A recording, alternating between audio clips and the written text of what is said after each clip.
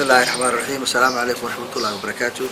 سيدا الله سعطان waxaa ilaa iyo 19 bishii la soo dhaafay aan safar ku marayay qaybo ka mid ah gobolada Puntland anigoo og inay jiraan su'aalo badan waxaan jeclaaday inaan dadweynaha la qaybsado warbixinta safaradayda oo haatan gabagaba waxaan la soo kulmay qaybaha kala duwan ee bulshada deegaanada Gaalkacyo, Galdogob, Usaalax, Xarajaale, Beira, Rigomare, Bacadweyn, Xarfo, Burtinle, Jalam, Kalbayr, Garowe, Sulujiif, Dangoroyo, Bardho, Carmo, Boosaaso iyo qaar kale. Waxaan maanta rabaa inaan warbixin waafiya ka bixiyo socdaalkaas aan ku soo xusay. Waxay suurtoobi weyday duruufo kala duwan awgood inaan tago gobollo iyo degmooyin kale oo ay qorshaysnaa inaan socdaalkayga ku darsado. Nasiib wanaag waxaan la kulmay dalgooyin ka socda deegaanadaas aanan gaarin. Insha Allah waxaan ballan qaadayaa inaan gaari doono goboladaas aanan tagin markii ay fursadu ii saamaxdo. waxaan aad ugu mahadnaqayaa dadweynaha reer Puntland oo meel kastoo aan tagnay aniga iyo waqtigayga noo soo dhaweeyay si walaaltinimo leh oo kalgacaltooy ku dheehan tahay kana muuqato qeyro wadaninimo iyo Soomaalinimo.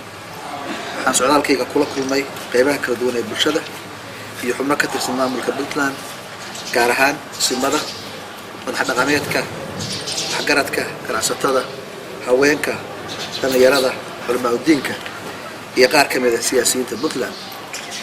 haddaba waxaan rabaa inaan dul istaago qodobo kamid ah waxyaabihii aan soo arkay iyo warbixintii ay siiyeen bulshooyinka reer Puntland ee aan kulamada la qaatay.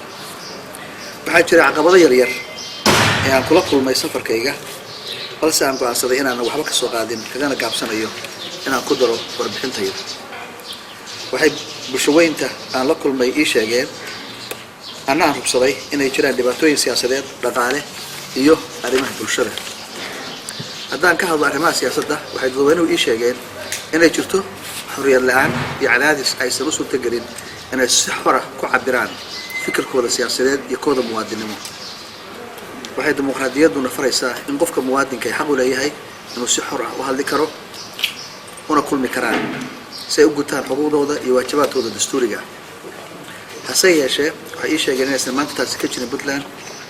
saxaafadda xorta in aysan cabsi awgeed uga howlgeli karin Puntland aysan gudbin karin xaaladda dhabta ah ee ka jirta gobolka.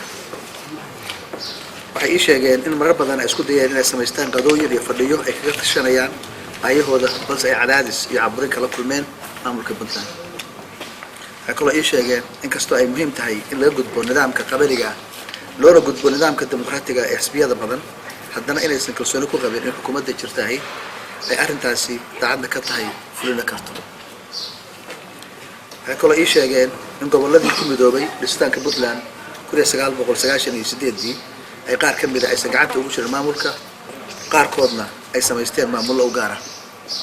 waxay kala furfurashadaas Puntland sabab uga dhigayeen maamul xumo iyo aragti la'aanta hoggaanka sare ee Puntland.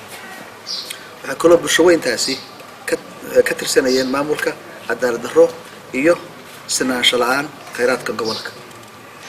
waxay bulshooyinka Puntland si waafi u cabireen waxqabad la'aan la xiriirta dawladda baahida aasaasiga ee arrimaha bulshada basic social services sida caafimaadka waxbarashada iyo biyaha. waxa kaloo burburay waxaana aan laga qaban halbulayaasha dhaqaale sida wadooyinka garoomada duulista iyo dekedda. waxaa markhaati doonta ah in wadada dheer ee laamiga isku xirta Boosaaso iyo Gaalkacyo iyo dekedda Boosaaso ay yihiin hantida kaliya laga dhaxlay dawladdii Allah naxariistay Maxamed Siyaad Barre. waxay meel kastoo aan tagno dadweynuhu ku baraarugsanaayeen in laga shaqeeyo nabadgelyada iyo xasilloonida Puntland dibna la isugu soo celiyo gobolladii iyo beerihii ku bahoobay maamulka Puntland. waxaan meel walba kula kulmay shacab u bisil nabad hogaamin wanaagsan iyo horumarin dhaqaale. jiritaanka Puntlandna ay si dhab ah uga go'an tahay.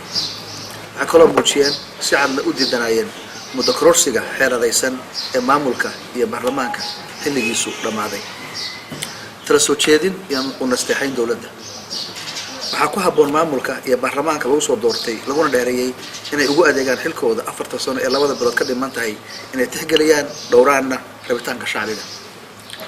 waxaan ku baraarujinayaa maamulka iyo baarlamaanka inaysan gelin dalka mugdi iyo khalkhal siyaasadeed oo laga maarmi karo. waxaa mudan in mar walba danta guud laga hormariyo danta iyo maslaxadda khaaska ah. tala soo jeedin ku wajahan ismada Puntland.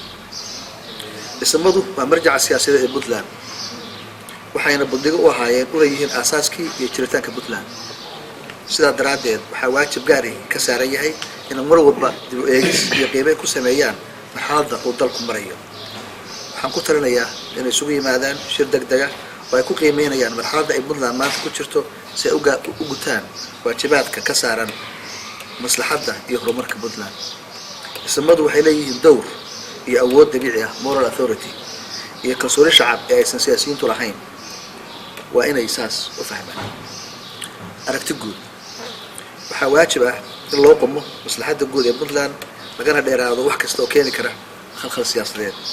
waxaa kaloo waajib ah in la adkeeyo midnimada iyo wadajirka wixii ka haray Puntland, lana doono inta maqan si ay ku jirto dabacsanaan, ehelnimo iyo daacadnimo.